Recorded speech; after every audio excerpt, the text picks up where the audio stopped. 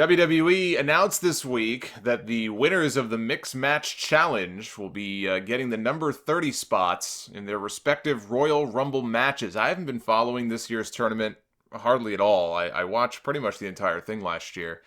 Had no interest in watching this year. So I guess this is their way of trying to spice things up. This is the announcement from WWE.com. In addition to earning supreme bragging rights over 9 other elite mixed tandems, the winning superstars of this season's 14-week round-robin event will receive the coveted 30th entry in their respective Royal Rumble matches, giving them a greater opportunity to win the celebrated free-for-all before going on to headline WrestleMania. Round-robin, huh?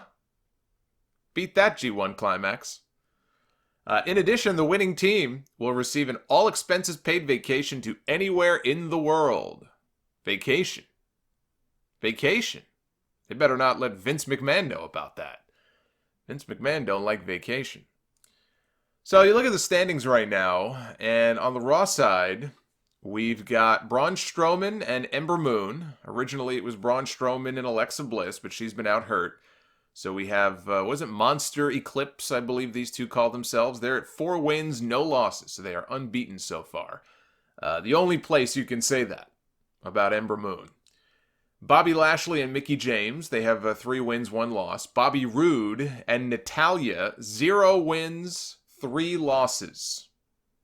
Even in the Mixed Match Challenge, Bobby Roode is a fucking loser. What a waste. What a waste. Jinder Mahal and Alicia Fox, rightfully, 0 wins, 3 losses. Finn Balor and Bayley are split, 2 wins, 2 losses. On the SmackDown side, we've got AJ Styles and Charlotte Flair, 4 wins, no losses. The Miz and Asuka, who up until I think this past week were undefeated over the last 2 seasons. Can't say that anymore. Asuka tapped out to Charlotte in the figure 8. So it's 3 wins for them and 1 loss. Jimmy Uso and Naomi are split, 2 wins and 2 losses. R-Truth and Carmella, 0 wins and 3 losses. I think that has to do with Carmella. I think there's something about Carmella. If you are in her orbit, if you are with her, if you are partnered with her, you are in for bad times. Look at what happened to Enzo. Look at what happened to Big Cass. Look at what happened this past week. We found out about James Ellsworth. And now poor R-Truth is her partner in this tournament, and they can't buy themselves a win. He's got to get away from this woman. And then Rusev and Lana also 0 wins and 3 losses. Now Jeff Hardy replaced AJ Styles this past Tuesday. Since AJ had just lost the championship to Daniel Bryan, he was icing his nuts. And it's not a permanent move. AJ and Charlotte are still a team. It was just a 1-week replacement. And so you look at those standings. All of a sudden, I've got to talk about this because it's got Royal Rumble implications here, which I guess was their goal all along, right? To get people to talk about this. AJ and Charlotte, they're unbeaten. Braun and Ember, they're unbeaten. They look like the 2 teams to beat right now. The finals take place at the TLC pay-per-view coming up on December 16th. If I had to pick a winner, I would go, looking at these standings, I would go with Finn Balor and Bayley. Finn Balor and Bayley are my picks to win. TLC is in San Jose. That's Bayley's hometown. At the very least, she's got to be in the finals of this thing. Plus, it's not like she or Finn are going to have anything important going on at TLC anyway. I don't see AJ Styles, for example, wrestling twice on that show. I don't see Braun Strowman wrestling twice on that show.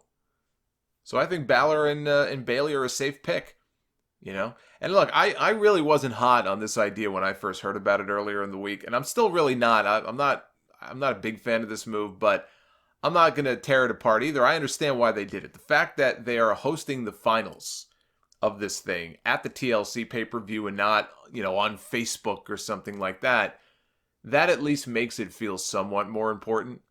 They're trying to get more people to watch. Now, I don't think it's going to work. If you're not already watching the Mixed Match Challenge all these weeks in, adding this stipulation is not going to suddenly cause, I don't think, tens of thousands of more people to tune in. But they're trying. They're trying. Now, that being said, why not use Survivor Series and the whole Raw versus SmackDown thing to make it more important instead of it just being for bragging rights and coming up with a match? or some way to determine the number 1 spot, or the number 30 spot rather, in the Rumble that way. Why not use your Survivor Series pay-per-view in this way and not just some, random tournament? Maybe for example, maybe in the men's and the women's elimination matches, you could come up with some stipulation where the person with the most eliminations in the match, or the sole survivor if there is one, something like that, so there is at least something at stake, that person goes on to become number 30 in their respective Royal Rumble match. I mean, in theory, the number 30 entrant has the best chance of winning, right? Even though that rarely happens. So why wouldn't the Raw GM and the SmackDown GM want something like that? Why can't the two GMs come together on TV and come to an agreement on a stipulation like that, instead of pulling this out of your ass all these weeks into some competition that barely anybody even watches? And the fact that people would be, upset about WWE giving away the number 30 spots in the Rumble so far in advance and sort of killing the element of surprise. Yeah, I saw a lot of that this week too. And I want to shoot that down real quick, because let's be honest here. The number 30 spot in the Royal Rumble is a royal disappointment on most years. Case in point, this year, Dolph Ziggler got the record scratch. Out comes Dolph Ziggler. Ooh, what a big surprise. Take a look at the year before that. Roman Reigns. I could still feel the groans when he walked out in the Alamo Dome in the number 30 spot, having already wrestled Kevin Owens earlier in the show. Everybody was pissed. They thought it was the wrong Samoan named Joe came out. They were hoping for Samoa Joe to come out and make his debut. And when that didn't happen, people shit all over Roman Reigns. What else is new? Now, Triple H coming out at number 30 in 2016 was actually pretty cool. But then I think, poor Rey Mysterio back in 2014 coming out at number 30 when everybody was expecting Daniel Bryan. And they didn't get Daniel Bryan. What did they do? They shit on the rest of the match and they booed Rey Mysterio, who didn't do nothing wrong. They booed him out of that building. So let's not romanticize the number 30 spot too much, because WWE usually doesn't do much with it anyway.